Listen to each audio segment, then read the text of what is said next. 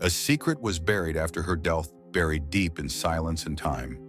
No one knew that in her final days, Queen Elizabeth II had written a private handwritten letter to Prince Harry, the grandson, who had left the monarchy amid a storm of controversy. The letter was never existed in any official record, never disclosed to the public. However, it appeared quietly, ambiguously, with undeniable effect just several months after the funeral. Was it merely a final farewell from a grandmother, or an unspoken testament that deliberately concealed from the royal will? As Harry sets out to uncover the truth, he must face the media and a power structure built to preserve the peace. And the only haunting question was, how many other truths were hidden within the royal family? The secret letter to Prince Harry is finally revealed, not just a turning point for a man, but a revelation powerful that can disrupt the legacy of an entire monarchy. London was in a strange quiet in the days following the Queen's funeral. After the death of Queen Elizabeth II, the city seemed suspended in a mourning moment. The atmosphere around the royal palaces had not yet returned to normal. Morning news still bore messages of remembrance, and the Union Jack fluttered at half-mast in the gray drizzle, as a long pause in the history of the British monarchy. For Harry, his grandmother's funeral wasn't merely the end of an era, it was the final severing of a personal bond that had never truly existed. He and Meghan had returned from California to attend the ceremony in silence and distance. No warm glances, no embraces, only perfectly arranged rituals, just like everything else in the royal family. 2 weeks later, as the media shifted its focus to succession reforms and William's rising role, a strange envelope arrived at Harry's private residence in Montecito. No sender's address, no royal seal, just a handwritten line in blue ink to Harry, open only after my passing. The handwriting made Harry freeze. He recognized it instantly. It was the Queen's handwriting, neat, elegant, and old-fashioned letters. Meghan looked over her husband closely when he opened it. Inside was a single sheet of fine paper, bearing only a few lines. There were many times I wanted to speak to you about this, but I never found the right moment. If you are reading this, it means I had no chance to talk to you face by face. Among my personal belongings, there is a part, not much, but I wish to leave to you, not for entitlement, but for acknowledgement. Do what is right in your own way. No date, no official signature, but everything, the paper, the phrasing, the ink, was unmistakable. It was real. It left Harry with a strange feeling of comfort and confusion. The official will had already been public, and it contained nothing for him, not a mention. Harry hadn't been in regular contact with the family since stepping back from royal duties. He had convinced himself he was done with this system. But now, holding this fragile piece of paper, everything came flooding back. The doubt, the exclusion, the weight of responsibility. After several sleepless nights, Harry made a decision. He would return to London, not for the inheritance, but for the truth. Had the Queen truly intended to amend her will? And if so, who had intervened? Why? He informed no one, neither Charles nor William. Meghan stayed in California. The flight was booked under an alias. When he landed at Heathrow, he had only his private assistant and a small suitcase. He rented a discreet Airbnb in Notting Hill and began reaching out to a handful of trusted contacts. The first person he met was Charles. The meeting took place at Clarence House, brief and formal. Harry handed over a copy of the letter, his voice steady. "I'm not here to demand anything. I just want to know if the Queen intended to change her will. Why wasn't it carried out?" Charles didn't respond immediately. He gazed the paper for a long moment before folding it gently. "It's her handwriting. But you know as well as I do, within the royal family, intentions are only valid when they are legal. Otherwise, they're just personal sentiments. So you're saying there was no revision? None, at least nothing in the official record." It felt like speaking to a motionless stone. No emotion, no hope. Charles stood and signed a butler to end the conversation. Hours later, William called. The exchange was more direct but no warmer. "I'd advise you not to stir this up," William said. "Granny never signed any supplemental documents. If there had been one, we'd know. You come back isn't necessary. Don't you think we should at least look into it? Into what her wishes or your ambition? Don't drag your name into more controversy." You walked away, Harry. Let the past is in the past. Harry ended the call in silence. He wasn't surprised, but something inside told him this wasn't right. 3 nights later, the Notting Hill flat was broken into. The police were called. There were no signs of forced entry, no money taken, no laptops missing. Only one thing was gone, the original letter. One more strange detail: the security cameras had been disabled for precisely 2 minutes. Just enough time for someone to enter and leave without a trace. Harry filed a report with the police, but he didn't expect much. He'd seen too many things swept quietly under the rug. The next morning, an anonymous email landed in his inbox. Some things were never meant to be found. Megan called from California. I don't know what you've trapped into, but if they're erasing evidence, you've touched something real. Be careful, Harry. He knew that. This was no longer just a personal mission. It wasn't about Charles or William anymore. It was the whole system, a structure built to preserve perfection. Every crack would be sealed with silence. Every inconvenient truth erased without a trace. And that letter, a small, fragile, and undocumented letter, was proof that not all truths written within official records. That afternoon, Harry contacted his personal solicitor in London. It was time to take the first step in uncovering what the Queen had truly intended to leave behind. Not a long time after the conversations of Harry with his father and brother, he realized he needed more than a simple denial. That night, he sat alone in his rented flat in Notting Hill, reading the Queen's handwritten letter again and again. The sweeping curves of her handwriting and the slight smudge of ink at the bottom of the page seemed to be hurried. She had written more than once the phrase, a final gesture of reconciliation. A part of him wanted to let it go, return to California, and close the door on the past for peace. But another part, more persistent and stubborn, urged him to pursue the truth to the very end. The next morning, Harry arranged a meeting with Mark Enders, a private solicitor who had once represented several members of Britain's old aristocracy. Inside a quiet, oak-paneled office in South Kensington, Harry laid the letter on the desk. I want to know if this could have any legal standing, Harry asked. Mark examined the document closely. The letter has strong emotional value, but legally, it would be very difficult, unless there is prior evidence that she expressed an intention to revise her will, or someone can confirm to that effect. In such a case, this letter could be considered supporting material sufficient to raise questions about whether the current will is complete. Harry sat in silence for a moment.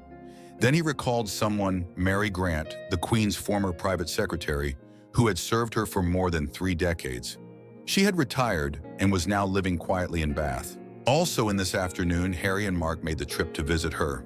In a small cottage surrounded by lavender, Mary Grant, with silver hair, neatly pinned, and a refined voice after many years of royal service, welcomed them with peppermint tea and faded memories. When Harry presented his question, she fell silent for a long moment. I can't say anything for certain, she began, but once Her Majesty said to me, if there's something I don't have a chance to write down, I hope they'll understand my heart. Do you remember when she said that about a year before she passed away after you announced your departure from the royal family?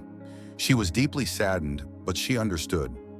I think she wanted to do something that wouldn't let everything end in estrangement. Although her statement was indirect, it was the first page of hope. Mark recorded the conversation and politely asked Mary to sign a written statement confirming her recollection. Back in London, Harry made the decision to formally submit a request to the Royal Legal Council, asking them to review the probate process, particularly any assets that had belonged to the Queen personally. When this news approached William, he reacted with anger. He convened an emergency meeting with his senior advisors at Clarence House. What does he think he's doing? William asked, visibly frustrated. Challenging the entire family over a handwritten letter? One of the older advisors responded carefully. The public won't focus on the legal technicalities. They'll focus on the emotion. A grandson left out and a letter from his late grandmother. The media won't be able to resist. Then we need to stop this right now, William replied sharply. If we let it spread, there will be headlines everywhere tomorrow speculating on what was meant but not said. I won't allow that to happen. He instructed the royal legal team to issue an official statement emphasizing that all procedures relating to Her Majesty the Queen's will have been carried out in full compliance with legal standards, and no amendments were made or submitted for legal recognition in the period leading up to her death. Charles, by contrast, remained silent. He could not deny that he had seen his mother write numerous personal letters throughout her life, sometimes addressed to him.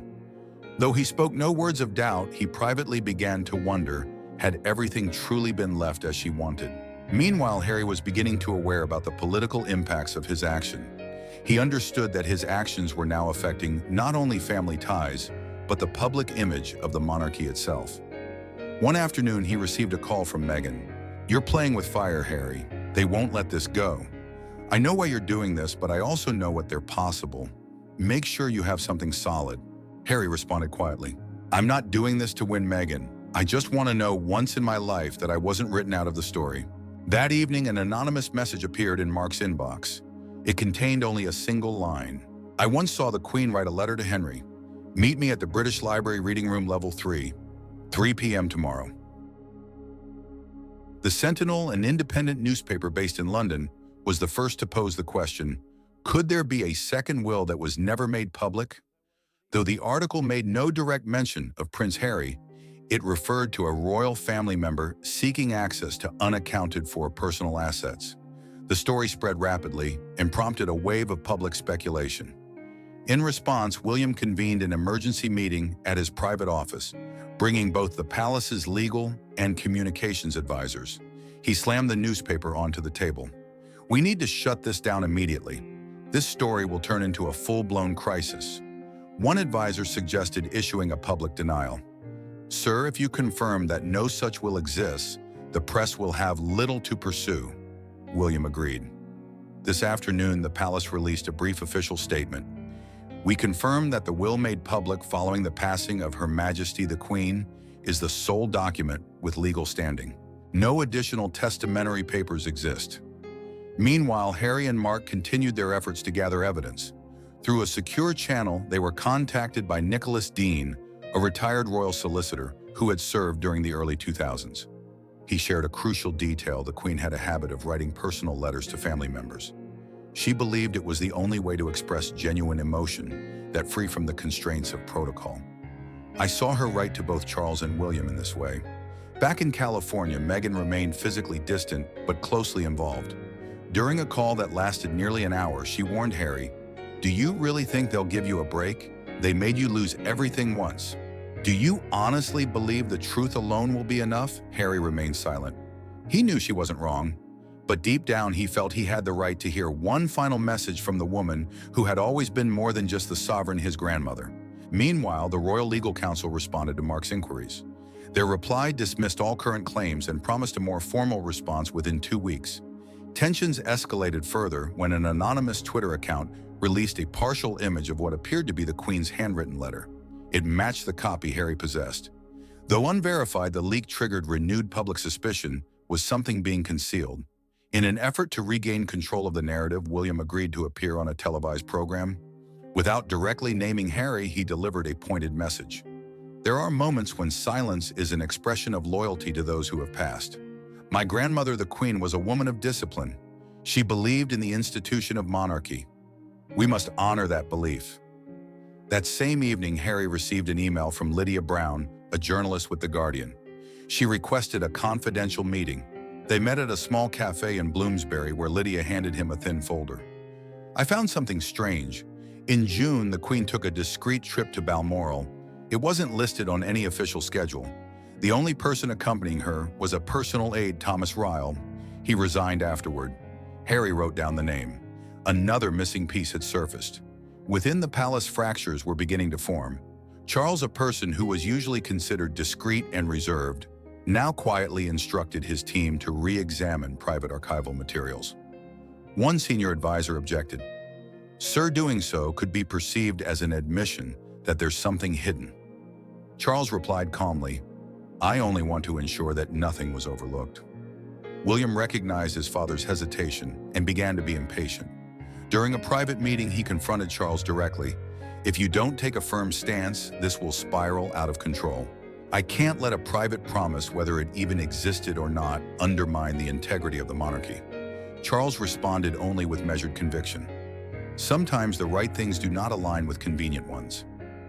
Several days later, Meghan made an unexpected arrival in London. She walked into the Notting Hill flat where Harry had been staying and handed him a USB drive. "There's something on this USB, and I think you need to see. I can't confirm where it came from, but if it's real, it could change everything." A morning in London. The Guardian published a striking article by Lydia Brown. Thanks to an internal source, the piece revealed that Queen Elizabeth had taken an unannounced trip to Balmoral in June, just months before her death. The article named her sole companion on that journey Thomas Ryle, a personal aide who resigned shortly thereafter. The revelation spread quickly, prompting the press and public alike to ask, what happened at Balmoral and why the secrecy resigned? After receiving the USB drive from Meghan, Harry, and Mark wasted no time. They opened the files together and discovered a voice recording. The voice was unmistakably, it is the voice of an elderly woman, calm, measured, and distinctly recognizable as Queen Elizabeth. She spoke of a portion of assets reserved for my grandson. Though the authenticity was yet to be confirmed, the recording left Harry shaken, both moved by the possibility and the anxiety of being misled. Mark responded with caution, "We need to authenticate the voice. If it's real, this could be the strongest evidence we've had." Harry nodded and instructed their legal team to deliver the file to an expert in forensic audio analysis. Meanwhile, Mark began the process of locating Thomas Ryle. At Buckingham Palace, tensions are more and more escalated. Outraged by the new article, William demanded the communications team issue an immediate rebuttal. But this time it was not so simple. Public trust had begun to change. During a press conference, a journalist asked bluntly, "Is it possible that a portion of the Queen's estate was not disclosed in the official probate?" William declined to answer. Behind closed doors, he clashed with his closest advisors, particularly the legal team, which warned that any undisclosed personal assets could present a serious legal vulnerability. Elsewhere, after a heated exchange with William, Charles quietly ordered a re-examine of all personal records relating to his mother's private estate, including undisclosed trusts and properties. He also arranged a private meeting with Agatha Holmes, the Queen's long-serving advisor, who had since retired. "Is there anything my mother kept to herself that I may not know?" Charles asked. Agatha paused. There was a small safe in her private room at Windsor. Only she and one other person knew the password, who Thomas Ryle. The name appeared once again. Charles discreetly dispatched an aide to locate Ryle.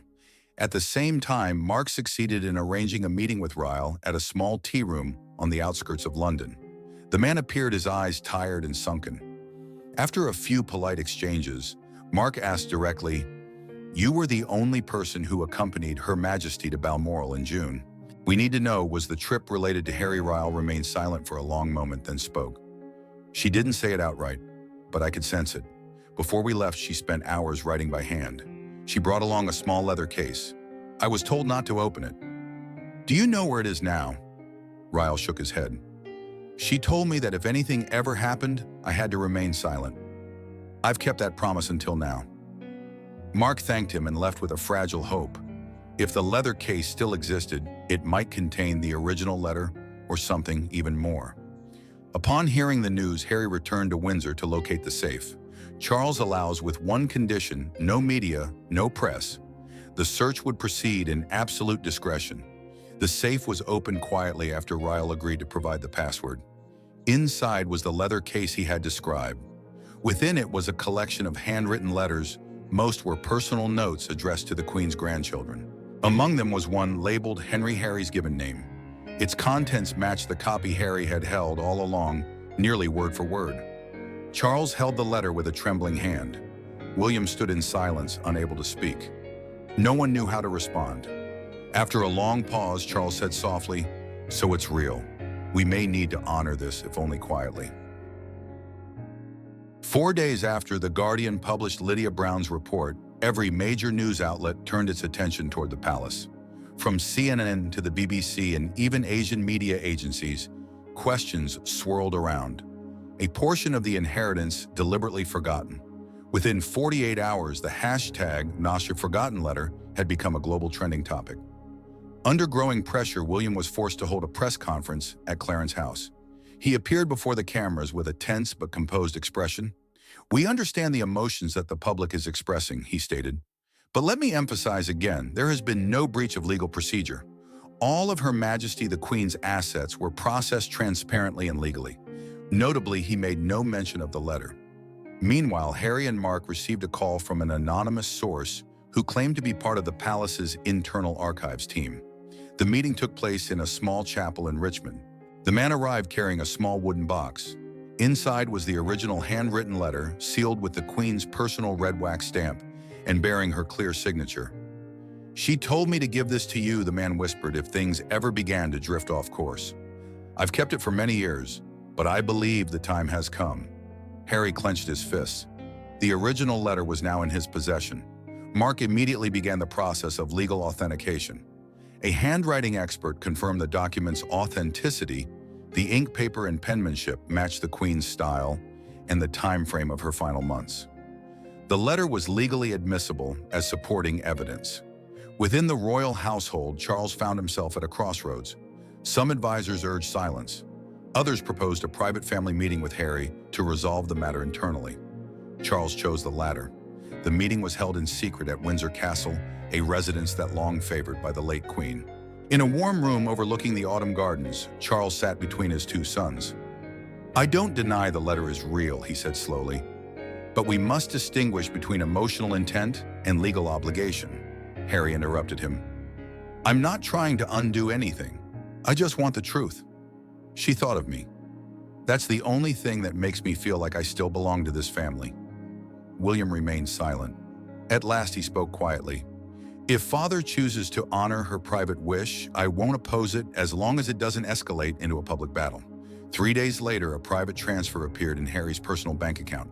The funds came from one of the Queen's undisclosed personal trusts. Accompanying it was a letter from the palace solicitor. It was executed according to personal instruction from the late Queen. This does not affect the contents of the public will. Officially, no statement was made. But Lydia Brown received a leak. In her next article, she wrote, "Not all truths need to be declared. Some simply need to be enacted and felt by the one they were meant for." In parallel, legal circles began to debate the issue academically.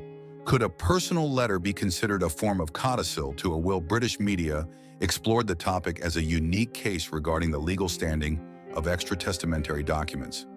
Law faculties at several universities used this case for their lectures as a contemporary example of evolving inheritance law. What Harry did not expect was that this small letter would spark a broader conversation about transparency and personal intent within aristocratic systems. In response, the palace issued an internal memo. "The royal family is under no obligation to confirm or deny any personal actions undertaken privately." But the statement itself became the foundation for sharp commentary, accusing the monarchy of avoiding a truth that everyone already recognized.